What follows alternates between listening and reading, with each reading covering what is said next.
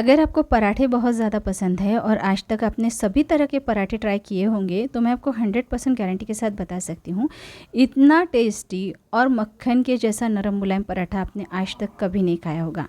एक बार अगर आप ये पराठा खा लोगे ना, तो गारंटी के साथ बोलती हूँ, आपको सारे पराठे इसके आगे फेल लगेंगे। ज़रूर एक बार ट्राई करके देखिएगा।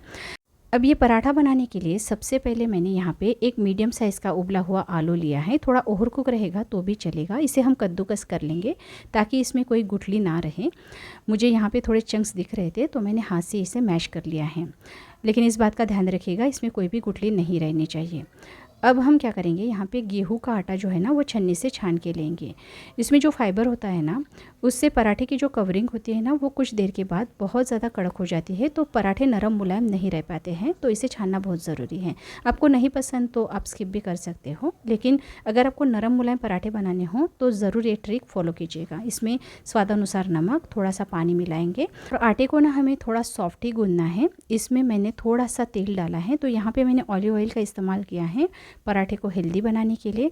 अगर आपको यहाँ पे घी, बटर, इसमें से किसी का भी इस्तेमाल करना हो तो आप कर सकते हो, या फिर रिफाइंड ऑयल का भी इस्तेमाल किया जा सकता है। इसे ढक के हम 15 से 20 मिनट के लिए छोड़ देंगे। अब यहाँ पे मैंने 100 ग्राम पनीर लिया है, इसे हम कद्दूकस कर लेंगे। तो आप ऐसा मत समझिएगा कि ये पनीर का ही पराठा है, इसमें बहुत सारी चीज़ें अब डलेगी। जैसे जैसे आप देखोगे आपको पता चलेगा कि ये स्टफिंग कितनी ज़्यादा टेस्टी बन के तैयार होगी।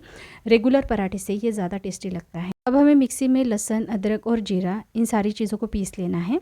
एक मोटे तले वाला पैन लेंगे, इसमें हम 2 चम्मच तेल गरम करेंगे। मैंने यहाँ पे ऑलिव ऑयल का ही इस्तेमाल किया है।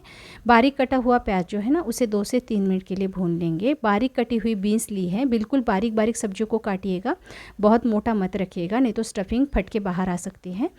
अब यहाँ पे साथ में ही मैंने गाजर को भी डाला है, इसे भी कद्दूकस कर लिया था। मैंने यहाँ पे लाल मिर्च का इस्तेमाल नहीं कर रही हूँ, इसीलिए मैंने बारीक कटी हुई हरी मिर्च डाली है। लहसुन, अदरक का पेस्ट डाला है। साथ में ही 1 चम्मच मैंने धनिया पाउडर, आधा चम्मच कसूरी मेथी, आधा चम्मच गरम मसाला, आधा चम्मच हल्दी पाउडर डाला है। मसाले को हम स्लो फ्लेम पे भून लेंगे इस तरह से। अब इसमें स्वादानुसार नमक मिलाएंगे और एक यहाँ पे हम उबला हुआ छीला हुआ आलू भी डालेंगे। आलू डालने से ये स्टफिंग और ज़्यादा टेस्टी बनती है, स्टफिंग को बाइंडिंग अच्छी आती है, स्टफिंग फट के बाहर नहीं आएगी। तो हमें यहाँ पे उबला हुआ एक आलू ज़रूर डालना है। देखिए स्टफिंग जो है मैंने अच्छे से मिक्स कर ली है। अब सबसे लास्ट में हम इसमें पनीर डालेंगे। पनीर डालने से ये स्टफिंग और भी ज़्यादा टेस्टी और क्रीमी बन जाएगी। तो ये जो पराठा है ना, सिर्फ पनीर का पराठा नहीं है, आप रेगुलर ढाबे पे जो पनीर का पराठा खाते हो उससे कहीं गुना ज़्यादा ये टेस्टी लगता है। आप एक बार ज़रूर ट्राई कीजिएगा। अब गैस बंद करने के बाद मैंने यहाँ पे नींबू का रस भी डाला है, जिससे ये पराठा और भी ज़्यादा चटपटा बनेगा। अब ये जो स्टफिंग है आपको दिखने में बहुत ज़्यादा पतली लग रही होगी, लेकिन जैसे ये ठंडी हो जाती है ना, तो ये गाढ़ी हो जाती है। देखिए पैन को कुछ भी नहीं चिपका है। पराठे बनाने के लिए तवा गरम कर लेंगे और ये स्टफिंग देखिए आप, इसको एक बाइंडिंग अच्छी आ गई है और ये ठंडा होने के बाद अच्छे से गाढ़ा हो जाता है। तो इसे हम पूरी तरह से ठंडा करेंगे। इसमें हम डालेंगे बारीक कटा हुआ हरा धनिया, साथ में ही चाट मसाला।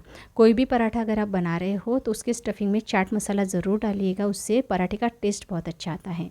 बिल्कुल ढाबे वाला टेस्ट अगर आपको चाहिए हो तो उसमें चाट मसाला ज़रूर डालिएगा। ये जो स्टफिंग है ना, इसके थोड़े बड़े आकार के बॉल्स मैंने बनाए हैं, क्योंकि मुझे पराठे में ज़्यादा स्टफिंग पसंद है।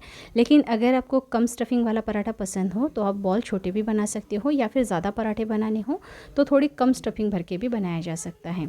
अब जो गेहूं का आटा हमने लगा के तैयार किया था वो अच्छे से सेट हो गया है। खिंचाव देख के आपको पता चल गया होगा, बिल्कुल मैदे के जैसा इसमें खिंचाव आ गया है।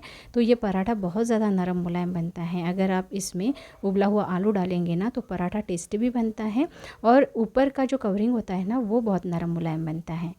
अब मैंने ये गेहूं की ना एक मोटी वाली रोटी बेल ली है और आपको ना यहाँ पे सूखा आटा थोड़ा ज़्यादा इस्तेमाल करना पड़ेगा, क्योंकि ये जो आटा है ना बहुत ढीला हमने लगाया है ताकि पराठा बहुत नरम मुलायम बने।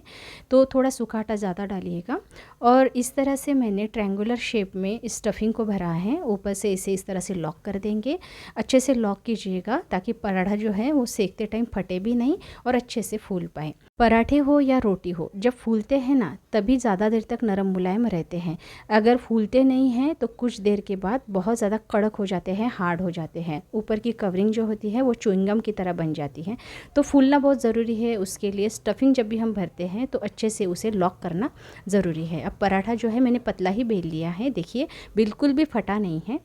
आपको तवे को ना मीडियम फ्लेम पे गरम करना है। जैसे ही आप पराठा तवे पे डालोगे तो गैस की फ्लेम को आप हाई कर सकते हो। पराठा जब दोनों साइड से थोड़ा सा सिक जाए तो इस पे हम तेल डालेंगे। मैंने हेल्दी बनाने के लिए ऑलिव ऑयल यूज़ किया है। अगर आप बटर में बनाना चाहते हो तो बटर में भी ये पराठा बहुत टेस्टी लगता है, या फिर ताज़ा मक्खन आपके घर पे हो तो मक्खन में बने हुए पराठे तो हम बोल ही नहीं सकते, बहुत ज़्यादा टेस्टी लगते हैं। उसका तो कोई कंपैरिजन ही नहीं है। ताज़ा मक्खन हो तो वो यूज़ कीजिएगा, अगर नहीं हो तो आप रिफाइंड ऑयल का भी इस्तेमाल कर सकते हो। दोनों साइड से हम पराठे को अच्छे से सेक लेंगे। देखिए एक पराठा बनके तैयार हो गया है। ये दूसरा पराठा देखिए गुब्बारे की तरह फूल गया है और टेस्ट में तो इतना गज़ब का लगता है, मैं आपको क्या ही बताऊँ। आप एक बार घर पे ट्राई कीजिए, बाद में मुझे कमेंट कीजिएगा कि आपको ये पराठे कैसे लगे। आज तक मैंने इतना टेस्टी पराठा कभी नहीं खाया। और हाँ, ये रेगुलर पनीर पराठा या फिर आलू पराठा जैसा बिल्कुल भी नहीं है। ढाबे के पराठे अच्छे होते हैं, ये तो हमारा माइंडसेट है, लेकिन ढाबे से ज़्यादा टेस्टी पराठे घर पे बन सकते हैं, ये आपको ये पराठा खाने के बाद ही पता चलेगा। देखिए ये टेस्टी पराठा यहाँ पे बनके तैयार हो गया है। मैं यहाँ पे पराठे की तारीफ़ नहीं कर रही हूँ या फिर खुद की तारीफ़ नहीं कर रही हूँ, सच में ये पराठे बहुत ज़्यादा टेस्टी हैं। क्योंकि आज तक मैंने बहुत सारे पराठे ट्राई किए हैं, ढाबे पे भी खाए थे, रेस्टोरेंट में भी खाए हैं, बहुत महंगे वाले पराठे भी मैंने ट्राई किए थे, लेकिन सच बताती हूँ ये पराठा मुझे जितना टेस्टी लगा ना उतना मुझे कोई भी पराठा नहीं लगा। अब तो हफ्ते में 2 से 3 बार मेरे घर पे यही पराठे बनते हैं। स्टफिंग देखिए आप, पूरी कॉर्नर तक ये स्टफिंग गई है, बहुत सारी स्टफिंग भर के ये पराठा हमने बनाया है। और ऊपर की कवरिंग देखिए कितनी नरम मुलायम बनी है। ये पराठा आप एक बार घर पे ज़रूर ट्राई कीजिएगा। ये मैं आपको बार बार इसलिए बता रही हूँ क्योंकि मुझे लगता है कि ये टेस्टी पराठा आपने एक बार ज़िंदगी में ट्राई करना ही चाहिए।